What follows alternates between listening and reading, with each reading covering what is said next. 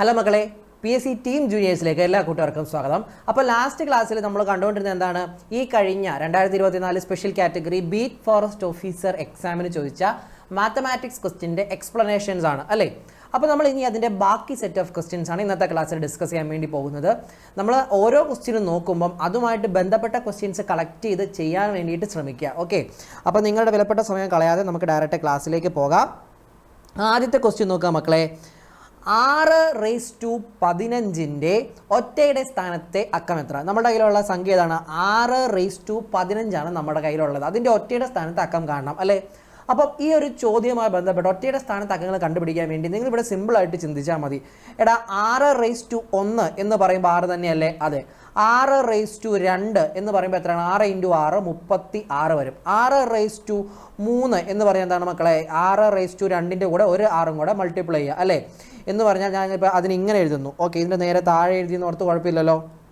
ഇതാ നോക്കാം മക്കളെ, ഇവിടെ എന്ത് ചെയ്യുന്നു? ഇവിടെ 6 6 36, പിന്നെ ശിഷ്ടം എന്താണ്? ശിഷ്ടം 3, 6 3 18 3 21, അതാ 216. അപ്പോൾ നിങ്ങൾ നോക്കിക്കേ, 6⁻1 എടുക്കുമ്പോഴും ഒറ്റയുടെ സ്ഥാനത്ത് 6, 6⁻2 എടുക്കുമ്പോഴും ഒറ്റയുടെ സ്ഥാനത്ത് 6, 6⁻3 എടുക്കുമ്പോഴും ഒറ്റയുടെ സ്ഥാനത്ത് 6 എന്ന് പറഞ്ഞാൽ ഇതിൻ്റെ അകത്ത് നിങ്ങൾ മനസ്സിലാക്കേണ്ട ഒരു കാര്യം, 6⁻2 ഏത് നമ്പർ വന്നാലും 6⁻2 ഇപ്പോൾ A, 6⁻2 ഇപ്പോൾ ഒരു A ആണെന്ന് വിചാരിച്ചോ, 6⁻2 ഏത് നമ്പർ പവർ വന്നു കഴിഞ്ഞാലും എന്താണ്?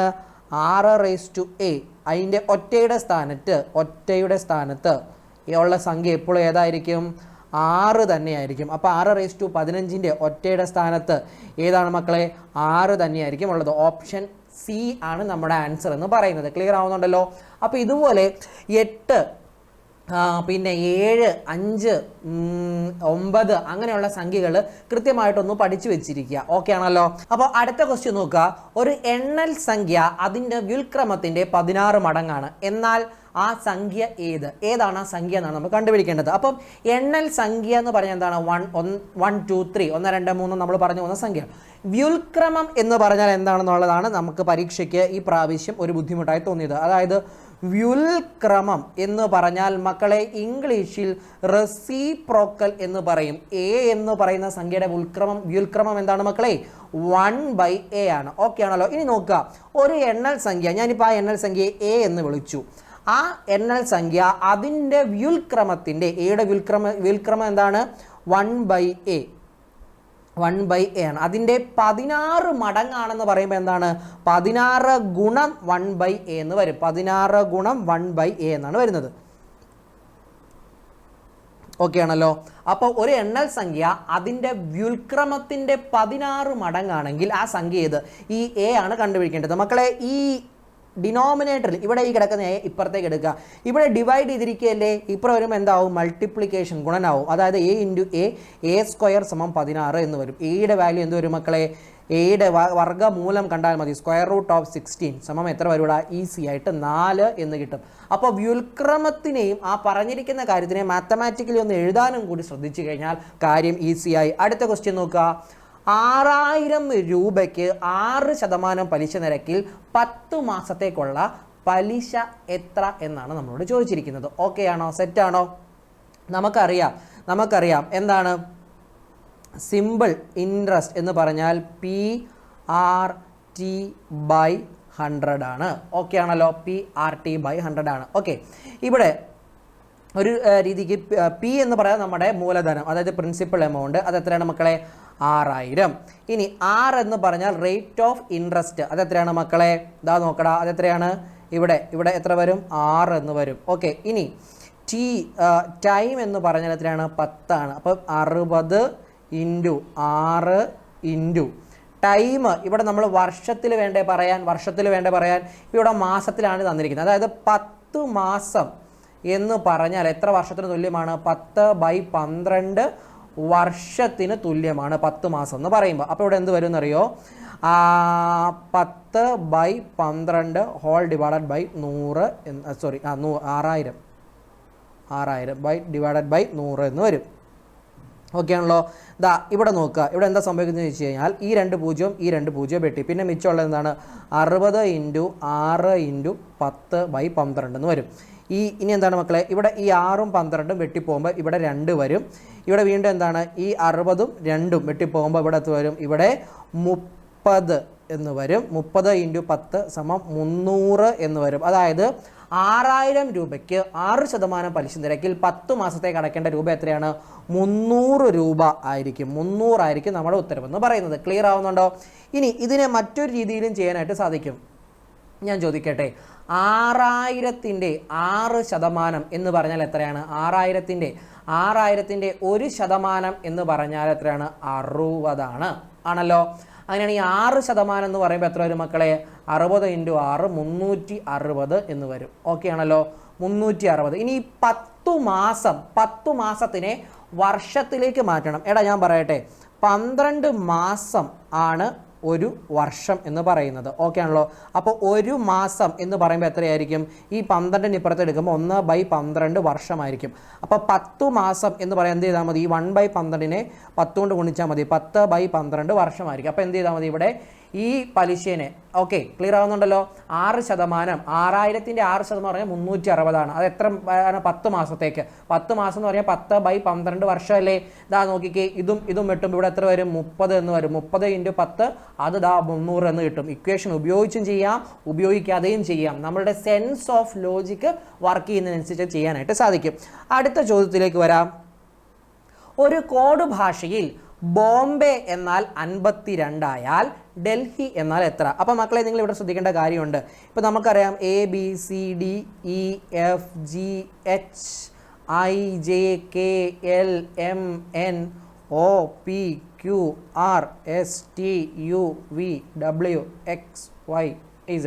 ഇതിൻ്റെ കറസ്പോണ്ടിങ് ആയിട്ട് വരുന്ന നമ്പേഴ്സ് 1 2 3 4 5 6 7 8 9 10 11 12 13 14 15 16 17 18 19 20 21 22 23 24 25 26. കാരണം ഇവിടെ എന്താ, ബോംബെ എന്നൊരു അക്കത്തിലേക്കും ആണ് കണക്ട് ചെയ്തിരിക്കുന്നത്. അപ്പോൾ നമുക്കിവിടെ ആ അക്ഷരങ്ങൾക്ക് കറസ്പോണ്ടിങ് ആയിട്ടുള്ള അക്കങ്ങൾക്ക് നമുക്ക് വളരെയധികം പ്രാധാന്യമുണ്ട്. നമ്മുടെ ഏതാണ് അക്കം? ബോംബെ എന്നാൽ എത്രയാണെന്ന് മക്കളെ പറഞ്ഞിരിക്കുന്നത്? 52ലേക്കാണ് കണക്ട് ചെയ്തിരിക്കുന്നത്. ബി എന്ന് പറഞ്ഞാൽ എത്ര വരും? ഇവിടെ 2 വരും അല്ലേ. ഒ എന്ന് പറഞ്ഞാൽ എത്ര വരും മക്കളെ? ഇതാ നോക്കിക്കേ, 15 വരും. എം എന്ന് പറഞ്ഞാൽ എത്ര വരും മക്കളെ? 13 വരും. ബി എന്ന് പറഞ്ഞാൽ 2, എ എന്ന് പറഞ്ഞാൽ 1, വൈ എന്ന് പറഞ്ഞാൽ എത്ര വരും? 25.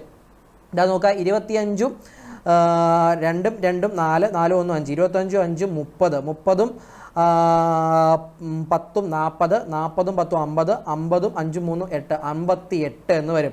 അതായത് ഇവിടെ നോക്കുക, ഇതെല്ലാം കൂടെ ആഡ് ചെയ്യുമ്പോൾ നമുക്ക് കിട്ടുന്ന 58 ആണ്. എടാ നോക്കിക്കേ മക്കളെ, 58നെ എങ്ങോട്ടാ കണക്ട് ചെയ്തിരിക്കുന്നത്? 52ലേക്ക്. അത് എത്ര കുറഞ്ഞു മക്കളെ? എത്ര കുറഞ്ഞതാ നോക്കുക, 6 കുറഞ്ഞു അല്ലേ. 6 കുറഞ്ഞ് 52ലേക്കാണ് പോയിരിക്കുന്നത്. നമുക്ക് എന്താ അറിയേണ്ടത്? ഡൽഹി അല്ലേ. ഡൽഹി. D4, ഡി എത്രയിലേക്കാണ് മക്കളെ? 4ലേക്ക്. ഇ എത്രയിലേക്കാണ് മക്കളെ? 5ലേക്ക്. എൽ എത്രയിലേക്കാണ് മക്കളെ? 12. എച്ച് എത്രയിലേക്കാണ് മക്കളെ? 8. എ എത്രയാണ് മക്കളെ? 1 ആണല്ലോ. 12ഉം 8ഉം 20 വരും. 20ഉം ഓക്കെ, 12 8ഉം 20, 20ഉം 10ഉം 30. ഡൽഹി. എച്ച് എത്രയിലേക്കാണ് പോകുന്നത്? എച്ച് 8ലേക്ക്. D E okay, D4, E5, L12, H8, I ആണല്ലോ അല്ലേ. I 1 അല്ലല്ലോ. I എവിടെ? I 9 ആണ്. ഓക്കെ ആണല്ലോ. ഇവിടെ എത്ര വരും? 12 8ഉം 20, 20, 5 4 9, 9 18. ഇവിടെ എത്ര വരും? 38ലേക്കാണ് നമുക്ക് ഈ സംഖ്യകളെല്ലാം കൂടി കൊണ്ടുപോകുന്നത്. അപ്പോൾ 38നെ 52ലേക്ക് കൊണ്ടുപോയി. അപ്പോൾ 38നെ എത്രയിലേക്ക് കൊണ്ടുപോകും? 6 കുറയ്ക്കുക. 32 ഉണ്ടോ എന്ന് നോക്കുക. എവിടെയുണ്ട്? 32 നമുക്കിവിടെ കൃത്യമായിട്ട് കാണാനായിട്ട് സാധിക്കുന്നുണ്ട്. ഏതാണ്? ഡി. ഓപ്ഷൻ ഡി ആണ് നമ്മുടെ ആൻസർ ആയിട്ട് വരുന്നത്. ക്ലിയർ ആവുന്നുണ്ടല്ലോ. അടുത്ത ക്വസ്റ്റ്യൻ നോക്കുക. 100⁻³ × 1000⁵5 = 10⁻x ആയാൽ എക്സിൻ്റെ വില എന്ത്? ഇവിടെ എനിക്ക് വേണ്ടത് നിങ്ങൾക്ക് കുറച്ച് കാര്യങ്ങൾ അറിയണം. എക്സ്പോണൻസ്, കൃത്യങ്ങളുമായി ബന്ധപ്പെട്ട്. എടാ A⁻m × A⁻n എന്ന് പറഞ്ഞാൽ A⁻m+n ആണെന്നുള്ളത് നിങ്ങൾ അറിയണം. രണ്ടാമത്തത് A⁻m⁴n എന്ന് പറഞ്ഞാൽ A⁻m എം ഇൻറ്റു എൻ ആണ് എന്നുള്ളത് അറിയണം. മൂന്നാമത് നിങ്ങൾ അറിയേണ്ടത് A raise to X equal to A raise to Y ആണ് എങ്കിൽ എക്സ് ഈക്വൽ ടു വൈ ആയേ മതിയാകൂ. ഓക്കെ ആണല്ലോ? ഇത്രയും ക്ലിയർ ആണല്ലോ? ഞാൻ ചോദിക്കട്ടെ, 100 റേസ് ടു 3 എനിക്ക് ഈ 100 എങ്ങനെ എഴുതാൻ പറ്റും മക്കളെ? 10ന്റെ പവറായി 10 റേസ് ടു, ഞാൻ ഈ 10ഉമായിട്ട് കണക്ട് ചെയ്യാൻ പോവാണ്. 10 റേസ് ടു 2 എഴുതാൻ മേലെ ഹോൾ റേസ് ടു 3 ഇവിടെ ഉണ്ട്. നോക്കിക്കേ, A raise to M raise to N എന്ന് പറയുക A raise to M into N അല്ലേ? ഇവിടെ എത്ര വരും? 2 ഗുണം 3 6 എന്ന് വരും. ഓക്കെ ആണല്ലോ? ഇനി 1000 റേസ് ടു 5 എനിക്ക് എങ്ങനെ എഴുതാൻ പറ്റും? 10 raise to 3 the whole raise to 5 എന്ന് എഴുതാം. 3 ഇൻറ്റു 5 10 റേസ് ടു 15 എന്ന് വരും. പിന്നെ നമുക്ക് എന്താണ് 100 raise to 3 into 1000 raise to 5 എന്ന് പറയുമ്പോൾ എന്ത് എഴുതാൻ പറ്റും? 10 raise to 6 into 10 raise to 15 equal to 10 raise to X. എടാ A raise to M into A raise to N എന്താണ്? A raise to M plus N. 15 6 എത്രയാണെടാ? 21 സമം 10 റേസ് ടു എക്സ് എന്ന് വരും. മൂന്നാമത്തെ റിസൾട്ട് ഉപയോഗിക്കുകയാണെങ്കിൽ A raise to X equal to A raise to M ആയാൽ A raise to X equal to A raise to Y ആയ X equal to Y ആയിരിക്കും. അപ്പോൾ നോക്കിക്കേ, 10 raise to 21 equal to 10 raise to X ആയാൽ എന്താണ് അർത്ഥം? 21 equal to X. അതായത് നമുക്ക് എന്ത് കിട്ടി? എക്സിൻ്റെ വാല്യൂ എന്ന് പറയുന്നത് 21 ആണ് എന്ന് കൃത്യമായിട്ട് കിട്ടി. ഓക്കെ ആണോ? സെറ്റ് ആണോ? അപ്പോൾ നിങ്ങൾക്ക് മേൽ പറഞ്ഞ ചോദ്യങ്ങളെല്ലാം മനസ്സിലായി എന്ന് തീർച്ചയായിട്ടും ഞാൻ വിശ്വസിക്കുന്നു. അപ്പം ഇതുപോലെ നിങ്ങൾക്ക് ക്രിസ്പ് ആൻഡ് ക്ലിയർ ആയിട്ട് കൃത്യമായിട്ടും പരീക്ഷയ്ക്ക് ചോദിക്കുന്ന ക്വസ്റ്റ്യൻസ് ആയിട്ട് വീണ്ടും ഞാൻ വരും. അപ്പോൾ അടുത്ത ക്ലാസ്സിൽ വീണ്ടും കാണാം. Till then take care. Bye bye.